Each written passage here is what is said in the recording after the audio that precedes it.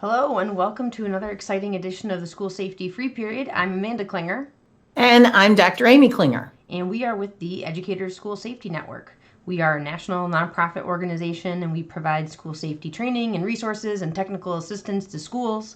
But every once in a while, about once a week, we're a little bit less formal, but we're still serious. A little more conversational. Still serious, still academic, but we have our school safety free period where we talk about school safety and we have a little bit less formality and sometimes our dogs bark in the background. So, which might happen today. Who could say? So today we have a little bit of a special thing, which is we have a little bit of an addendum, a little PS of some additional material that was left over from our webinar from last week. So if you did not watch the webinar last week, you can always Shame on you. You can always pause this and go and check that out and watch it. You can watch it here on our YouTube channel. Hello again to the folks who are joining us live on YouTube. You can head to our website. If you're not on YouTube, you can head to our website, www.eschoolsafety.org, and you can find all of our online PD and all of the free resources that we produce there. So, last time on our webinar, we did Looking Forward and Looking Back Part 2, which was sort of a catch-up from the webinar that we did at the very beginning of the school year, where we were looking at the research that we do about school-based violent incidents and threats. And then, Dr. Klinger, you had sort of a quick thing that you wanted to tack on as part of the discussion of our research. Well, I think what kind of was the catalyst for this week's episode was as I was preparing the webinar and I was looking at, here's what happened in 1819 and violent threats and incidents. And then I looked back at 16, 17, and then I looked at the fall of 19.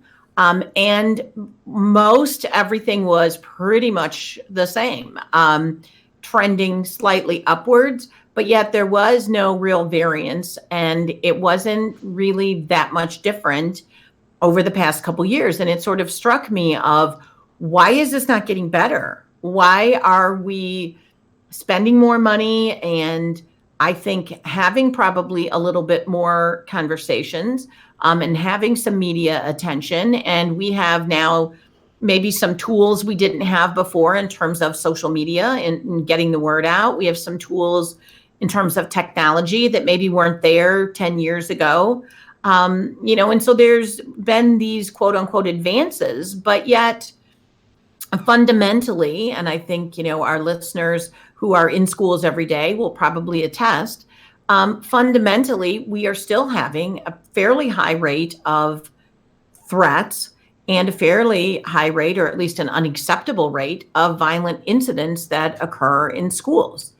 And so if we have done everything we can, which I don't think we have, but if we have said, well, we did this initiative and well, we've done this thing and we've done this thing, at some point we need to sort of pump the brakes and go and become a little bit reflective of, why is nothing changing? The definition of insanity, doing the same thing over and over and expecting a different result.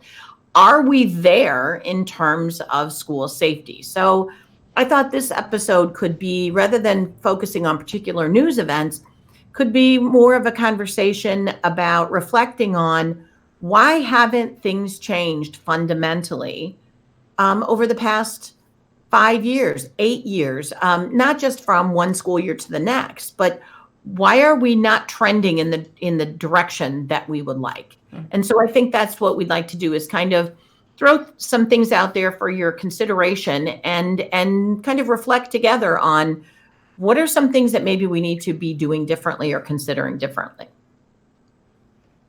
So that was the long intro. So I'll start because one thing in particular that I've been reflecting on that's kind of jumped out at me a little bit has come as a result of looking at a lot of the funding proposals that are out there for safety grants and the different things that individual districts are doing and what you're seeing being talked about at conferences and the words that you see introduced into a lot of legislation.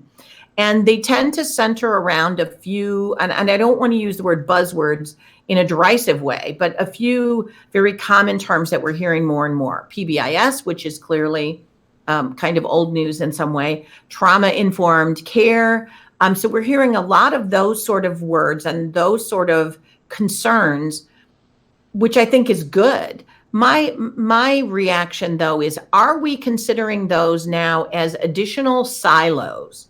Additional, like, we do this thing over here, and we have a team that does PBIS, and we have a different team that does trauma informed, and we have another team that does maybe this thing over here, and then we have a separate team that deals with security and safety. Mm-hmm. And so I wonder, to what extent are we incorporating violence prevention and school safety concerns and identifying individuals of concern, as in threat assessment? To what extent are we incorporating or collaborating all with those different entities in a school? Or are we in a situation where we have these folks over here, where we have parallel play, where we have these folks over here doing their thing with PBIS, and then we have these other folks over here doing their RTI, response to intervention, and then these folks over here doing a threat assessment, and these folks over here working on the safety plan. And none of them ever, they all coexist in the same world, but they don't ever overlap. You have any thoughts on that? Well, I mean, it's tough because on one hand, all of those things do need to be broken out into discrete undertakings to a certain extent, right? I mean, everyone can't hold hands and do every thing, every undertaking that happens at an educational institution. I mean, we break into classrooms, so we teach this class over here and we teach this class over here. But on the educational side of thing, on the educational systems, we have structures in place, right? So we have curriculum, and this is what we're teaching in 3rd grade, and this is what we're teaching in 4th grade. And those things build on each other, not by accident, but because we've designed it in that way. There was an overall scheme. There was an overall system in place of what are our goals, where are we trying to get, and how am I going to do my part? Theoretically, yes. Well, I'm not an educator. Not so always in practice. Maybe I have a rosier view of that. But, that's how we have a plan of attack for those things. I mean, those things don't happen by accident. It's because we have an overarching system, and then everyone does their part, and we get to where we need to get. And I think sometimes, because the work that we do in school safety is so reactive, typically. Yeah. It is so reactive. It is not proactive. We don't have an overarching plan for a whole school year, let alone a long-term strategic plan for school safety. And every once in a while we work with school districts that incorporate school safety objectives as part of their long-term strategic plan as a district.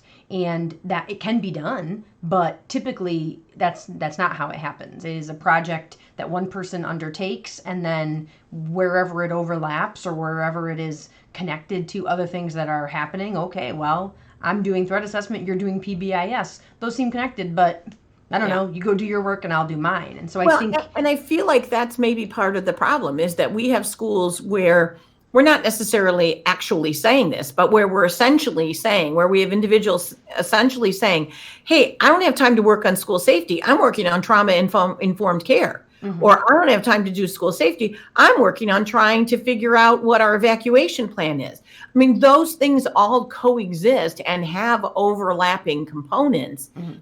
And I feel like we have kind of unintentionally bifurcated them so that I don't have to worry about PBIS. I'm just worrying about this other, safety initiative. And so we're doing anti-bullying, but that doesn't have anything to do with our violence prevention. Well, yeah, it does. They're exactly. And so I think sometimes we are unintentionally not maximizing what we're doing because everyone's kind of in their own world doing their own thing, which is inherent to a certain extent in education, but could be very problematic. And maybe that's a contributing factor to the effectiveness of all of these programs being done in isolation, as opposed to what you're advocating for, which is a grander scheme. Mm-hmm. And I would also pose that perhaps it is more effective, both in cost and in allocation of resources, to have these programs helping each other, mm-hmm. rather than I'm just reinventing the wheel over here by myself. Yeah. So that's one of them that I think I think we need to give some consideration to. And I think it's interesting that these new, quote unquote, new terms sort of emerge, but they never emerge in the context of the overlap. It's sort of like, this is a new thing. This is like a shiny thing. Yeah. And so I am concerned about us pursuing the shiny thing all the time. And that's one of the other ones that I think, we talk about a great deal. If we want to move on to some of the other ones, the shiny thing of active shooter response, because that's what everyone talks about, or the shiny thing of, look, we can have a police officer and he can be in our school. And so we look at that one shiny thing, and then we're pinning all of our attention and all of our hopes or our focus on that. Mm-hmm. And I think that's a problematic, and that's a reason why maybe we're not making long-term gains, because this is really a conversation about how do you make long-term gains in having less violent threats and incidents, having a more positive school experience for kids, having a safer environment. How do we get a long-term gain out of that, as opposed to, I want to suppress violence for a couple of weeks by focusing on this one thing. Mm-hmm. And, you talk about having long-term gains. I mean, it is difficult. I mean, that is contrary to human nature to have things that maybe don't show a lot of progress in the near term, things that are potentially painful or uncomfortable to undertake, and we're not going to reap the benefit for a long period of time. I mean, that is contrary to human nature. I mean, that's why it's difficult to change your bad habits. That's why it's difficult to save money. All of the things that, we want to endeavor to do in our personal lives. Yeah. It's difficult to do that in the same way, in the same reason it's difficult to do that as systems, as organizations, with something as big of an undertaking as something like school safety. So you also talked about what are the things that have been ignored. And again, I think we're getting a little far afield. This is examining the question of why are threats not going down? Why are we still seeing this increase in school-based violent threats? And so you ask sort of like, what are the things that have been ignored? So we're focusing on something that you termed earlier as a shiny object. What are the things that we're ignoring as a result of that? Well, and I think probably the best example of this parallel universe or parallel play or whatever you want to call it is in terms of school climate and culture. So you see people working on school climate and culture initiatives that have to do with, academic achievement, which is great, or which has to do with, community relations or outreach to the community, or, how kids feel about their experiences at school, and missing that whole connection, which is really well established through research, that whole connection between the impact of school climate and the perception of safety or the actual level of safety. And so it's kind of interesting that even when we do care about school climate, which to be honest is probably not pursued as vigorously as I wish it was in many schools, but even when we are interested in a positive school climate, it's almost always through the lens of then our kids will do better on tests, as opposed to the proven connection that is also there to school safety and to the feelings of security and safety and well-being. Yeah. And so I think, go ahead. But I mean, the student connectedness, the relationship-based culture, those are all part and parcel when we're talking about school climate and culture. And I think, it's important you talk about that, doing the work of improving school climate and culture to reach the end of academic achievement. And that's true, but that improving school climate and culture has an end in and of itself of students feeling connected to this organization, students having relationships with adults. And, obviously our first job here, first and foremost, is to educate kids, but also to have well-adjusted human beings. And, we kind of, sometimes that part of it gets lost in the shuffle, that even if we don't see gains in academic achievement, improving school climate and culture is a worthwhile undertaking. Well, a couple of weeks ago, and I don't remember if it was on a podcast or a webinar, you were talking about what I think is a really important point that maybe you can revisit for a second. And you were talking about the whole idea of technology, especially in regards to school safety, technology providing us a way to, I don't know what the term you used, but sort of subcontract out the emotional labor of having to make a relationship with the kid. And I think that's a really critical point. Why don't you talk about that for a second, in case, some of our folks have missed that, because I think that's a paradigm shift or a new way of looking at it that maybe people haven't considered. Yeah, I mean, I think what we were talking about was in the terms of apps that do monitoring of student social media posts. Or remember, that was the one where they were monitoring whether a student went to the bathroom or not, whether a student left the room. Yeah. Remember, that was the whole, I don't even need to talk to you anymore. You can just go on the app and go, I need to go see the counselor, and then just get up and walk out of the room. And we don't even have to interact because I have your location, like you're chipped or something. It was even a step beyond just the app for that. Yeah. And I think that's what brought it to our attention. And here's the thing. Obviously, we live in an age where technology has improved a lot of people's lives. People who have access to clean water that they didn't, and technology is what we can thank for that. So I am not a Luddite. They have access to interesting things on their Facebook feed that they would never, products that they never would have known existed. Not quite as much of a greater good there. But it might not be quite at the same level. And so we have to sort of think really critically of when can technology tools help us improve what we're trying to do? When can technology tools support our work as educators? And when does a technology tool really on its most basic level supplant our interaction or supplant what we're doing? So unintentionally, often. Well, I mean, the example of me asking for a bathroom pass on my phone, that supplants. The interaction should be, I raise my hand, I need to use the restroom, or I discreetly come up and go, can I run to the restroom, right? Technology inserted there supplants a human interaction. And if we come at it from the perspective of, well, it's more convenient for you to just put it in the app and then go, we have to rectify the fact then we're giving away the interaction of me being able to say to you, is everything okay? Or, I mean, do you have why don't you get that little piece of the assignment done first and then you can go. It removes the opportunity for me to have an interaction that has way more significance than just whether or not you really have to go to the bathroom. Yeah. And I think we sometimes it's hard to feel the creep of technology. But, anytime that we are doing something where technology is replacing a human interaction and technology is replacing emotional labor that is done by a human, we have to be really careful about that, especially when we're talking about young people who are developing their brains, and especially when we're talking about in a school setting where those relationships are so critical to the development of young people. And I think, we don't totally know the impact of all of the social media, of all of the technology access, of all of the tools. We don't totally know the impact yet on a lot of people who have grown up not knowing anything differently.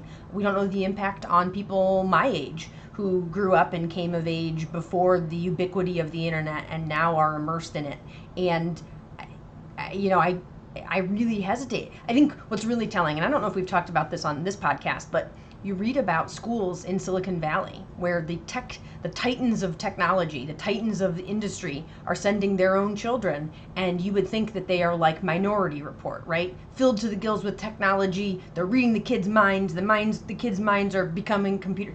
There's no technology in those schools. And that's becoming the boutique school of. Yeah. Look how unusual. I'm sending my kid to a school that doesn't have technology. But yeah, you. I mean, what are the moneyed elites are sending their kids to school where the selling point is there's a whole bunch of adults paying a whole lot of attention to your kid. And we are not supplanting humans with technology, and we are not leaning on technology tools, and human people are doing the emotional labor and the interaction, not technology. And I find it fascinating, and I can't tell you why, but I find it fascinating that by and large, educators and education as a culture is very slow to adopt technology and is often reticent to adopt technology in terms of teaching reading or, doing all these other things. But yet, for whatever reason, we are more willing to take on technology in areas that we don't really know the impact of. So Yeah. we're willing to take on security cameras. We're willing to take on apps that sign Monitoring, kids in and out. We're willing to do surveillance. all that, but we're dragging our feet at an app that would let you dissect a frog instead of really dissecting a frog. So it's just really interesting that we're willing to do that. And I had a really powerful example of this a couple of weeks ago. I was working with a group that was talking about they were working on identifying individuals of concern. And they were using the most low-tech means to document the situation and the witnesses and what happened and where it was, to the point of like, we're writing this on paper, but yet they're talking about this high level of technology for surveillance or to, like you said, subcontract out emotional labor, but yet where you could have really used a good technological tool to capture what exactly was said and what exactly was the context and what exactly did the other person say. They weren't using it for that. Yeah. And that's what I think is very interesting about that whole dynamic. Yeah. So that's one that I think we need to kind of look at. I think that going back and really having powerful conversations about school climate in conjunction with school safety, in conjunction with all of these other things we're trying to do with kids who are experiencing trauma, kids who are being bullied, kids who are impacted by opioid addiction, all those kind of things. Those all play into the idea of a safe school environment. And I think that the more we can fold those together and really make conscious, deliberate choices about this is what we are willing to give to technology and this is what we are not willing. Because oftentimes, I think you raised that point already, they are unintentional choices. Mm-hmm. When I'm standing in the hallway, and we use this example all the time, when I'm a teacher supervising the cafeteria on my phone, I'm not accessible to kids. Mm-hmm. So that technology has taken me away from the primary responsibility I have in supervision, which is not just making sure the kids don't kill each other, but is to be available, accessible, interacting, paying attention, looking at what kids are saying, having conversations. And that little screen has taken me away from all that. I think, what you said about deliberate, intentional choices, I think is really powerful. The last point we have here about, the unintended consequences of school safety initiatives. And I won't go down that rabbit hole because I feel like we talk about that a lot. But in the absence of being intentional and strategic and deliberate, we end up with the things that you're talking about, where we're outsourcing emotional labor, where we have unintended consequences of things that we're doing in the name of school safety. And I think both in the realm of school climate and culture and in the realm of, sort of harder measures of school safety, whether it's security or drills or all these other things, the common thread when we see the work of school safety and it's not doing what we want it to do, or it's not where we need it to be, the common thread is always it was reactionary. Why did and you read a news account of something that happened, a drill that went bad, a reaction, a response to something that wasn't good, and where people are upset afterwards, and you listen to the words of the person who made the decision. It was, well, we didn't really think this would happen. I think in the last webinar we talked about where there was a shooting after school, and they were like, well, we did a lot of training for during the school day, and we just never thought this would happen. That we are being reactionary, and we are not being really strategic and intentional and deliberate in our choices. So. Yeah, and I think that whole technology piece is really interesting in that, we also see these ridiculous situations where someone is doing something and they think, oh, no one will ever see that, in a building with 140 cameras. And they're sending this email that's really inappropriate. Well, no one will ever notice, in using the school email. So it's kind of interesting that you at the same time have this naiveness among people about what exactly someone will see or not see. And then we're also willing to introduce technology at this really high level of, bullet detection or facial recognition. And so there is this real significant disconnect in all areas where technology is concerned. And I do want to say, and actually I was having this conversation with someone yesterday, the difference between, and many of our listeners are not as ancient as I am and have not been in education as long, but I'm old enough to remember when we were investigating safety concerns based on hearsay, what somebody said or what someone thinks they saw. Now I'm looking at the camera going, that's you hitting that person, and I can see the situation. So there certainly are applications for this technology. And so I don't want to give the impression that we're saying this is a total waste of time. Sure. So there are certainly ways that we have been able to use technology successfully.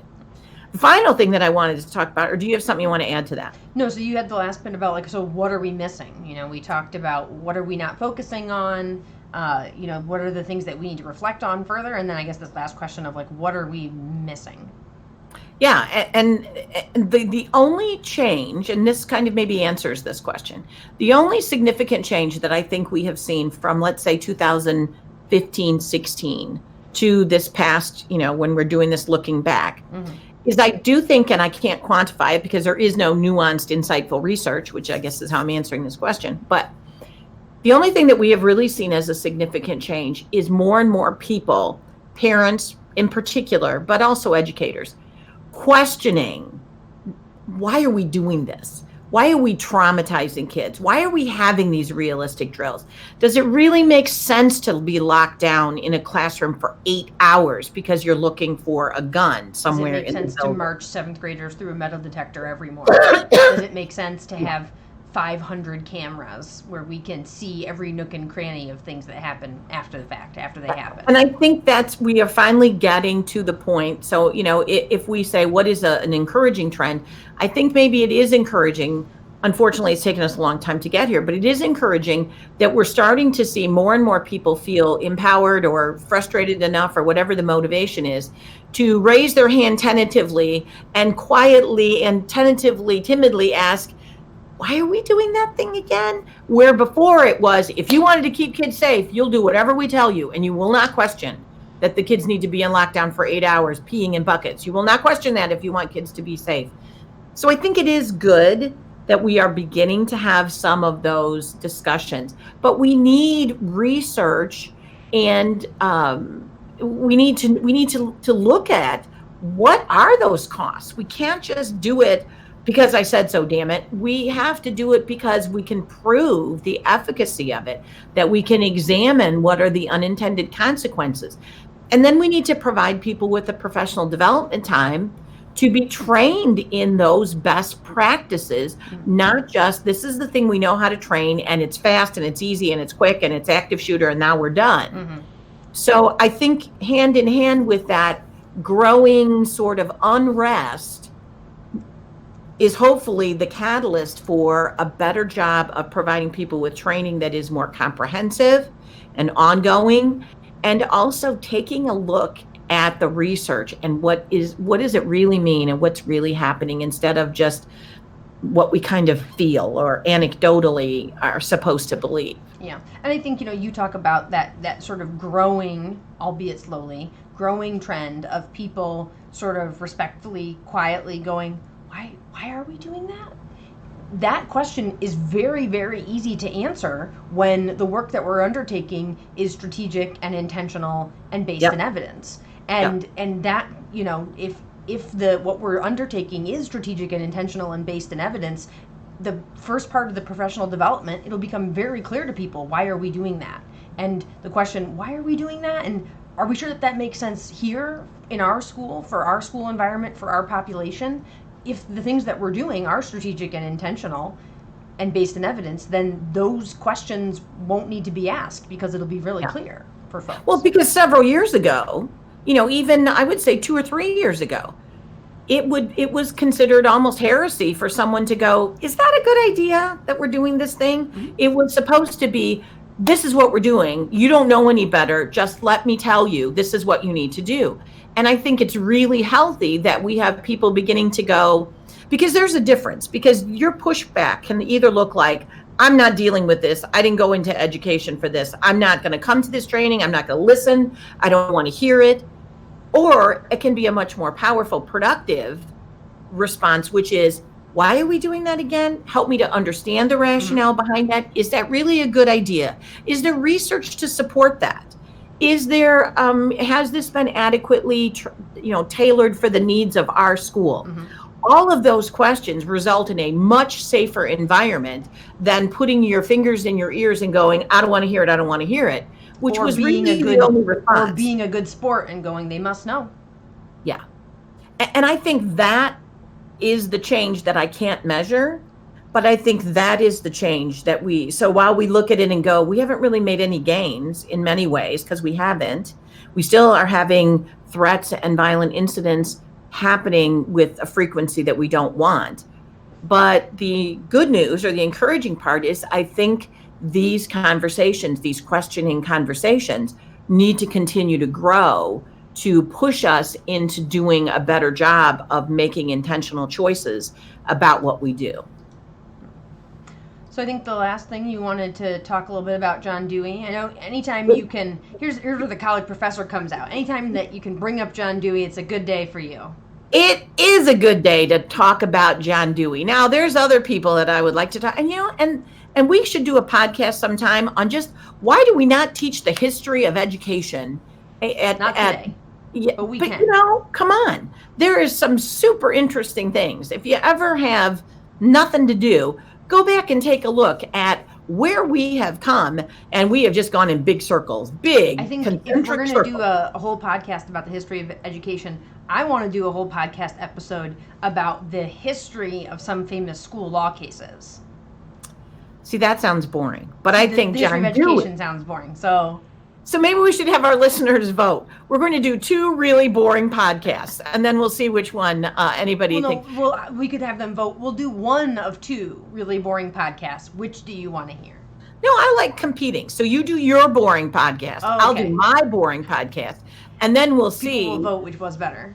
Which will be no one, because no one will listen to either one. So it'll be a tie, so we can be friends. It will never be a competition. It'll be a tie at 0. I accept this challenge. Okay, well, so back to John Dewey. So John Dewey, John Dewey is famously credited for talking about what I think is probably the kind of culminating thought in this discussion, which is schools are a reflection of society.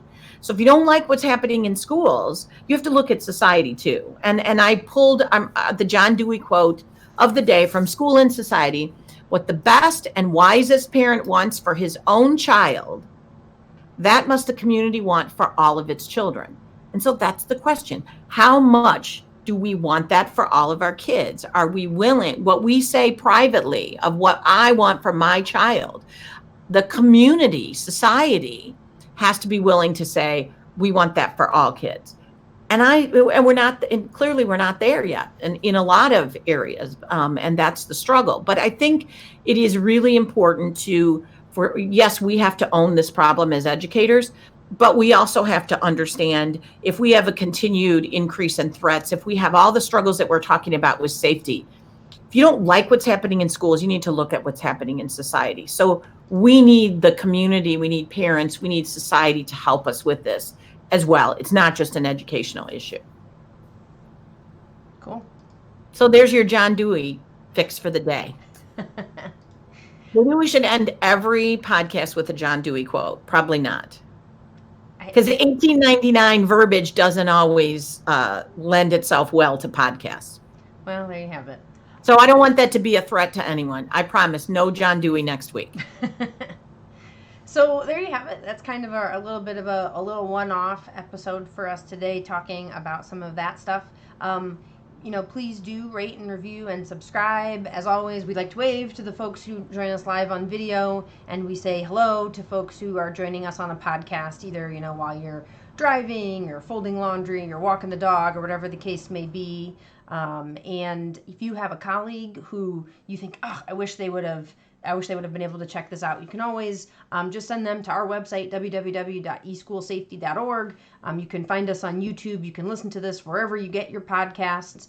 But all of our resources and our webinar that we talked about and our research that we talked about and all the other resources that we make, those are all housed directly on the website. And if you have any questions, you can always reach out to us directly on Facebook or Twitter or info@eschoolsafety.org. Do you have anything else to add? Nope. We'll see you next time. All right. Thanks.